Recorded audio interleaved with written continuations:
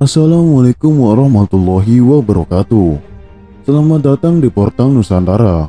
Pada video kali ini, saya akan membawakan materi tentang Satrio Piningit, sang presiden 2024 sudah muncul.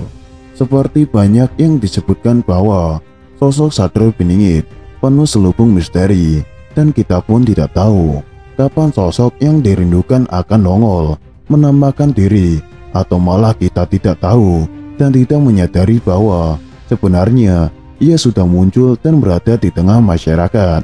Cuma kita tidak tahu dan belum menyadarinya.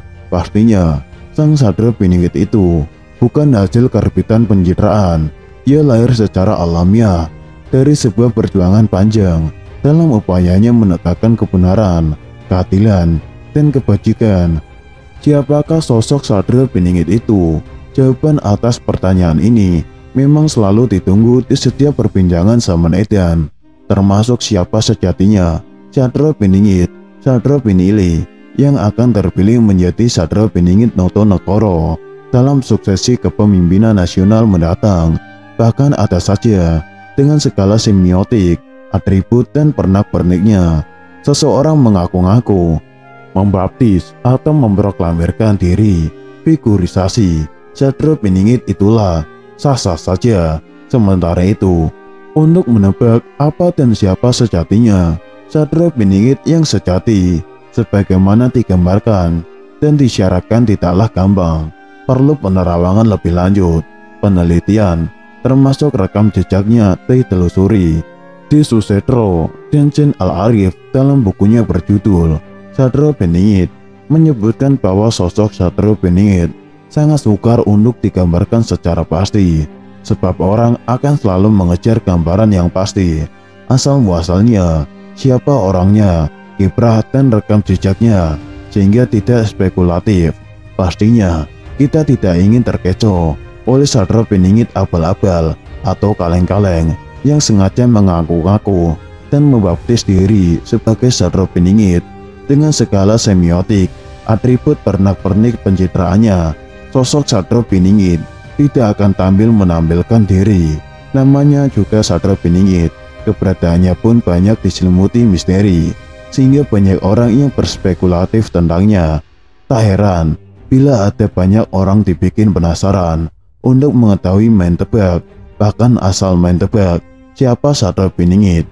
Penampakan diri Satrio Piningit itu bukan bak meteor terjatuh dari luar angkasa, atau datang dari dunia antah berantah, atau sosok yang tiba-tiba muncul dari dalam gua, gunung, atau hutan belantara, atau sosok kemunculannya direpresentasikan oleh citraan berupa pajangan baliho-baliho tebar pesona di sepanjang jalan bagi-bagi sembako, atau lewat hasil simulasi, rilisan survei partisipan, atau dari deklarasi relawan pendukungnya. Dalam konteks ini, kita melihat Satrio Piningit sebagai sebuah idealisasi konsepsi kepemimpinan, di mana dari segi konsepsi kepemimpinan, Satrio Piningit adalah gambaran seorang pemimpin ideal yang mampu menempatkan diri secara kontekstual di tengah masyarakat yang majemuk, pluralistik, serta memiliki sifat sebagai juru selamat yang mampu mengeluarkan bangsa dari berbagai macam krisis. Memang konsep itu terlalu ideal, namun itulah yang dimimpikan oleh rakyat. Ia adalah pribadi yang secara realitas sosial sudah ada bersosialisasi di tengah masyarakat Indonesia, atau mungkin sekarang ada di sekitar kita, cuma kita tidak sadar dan tidak mengetahuinya. Bahkan yang bersangkutan bisa jadi juga tidak sadar dan mengetahui bahwa dirinya memiliki sifat-sifat sebagaimana disyaratkan figurisasi Satrio Piningit.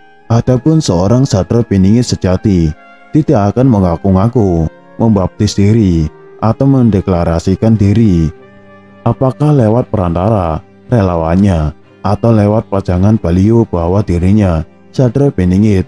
Yang menjustifikasi siapa sejatinya Satrio Piningit datang dengan sendirinya, tumbuh dari akar rumput, datang dari hati nurani rakyat, di mana ia dianggap memiliki keutamaan sebagaimana disyaratkan sebagai Satrio Piningit.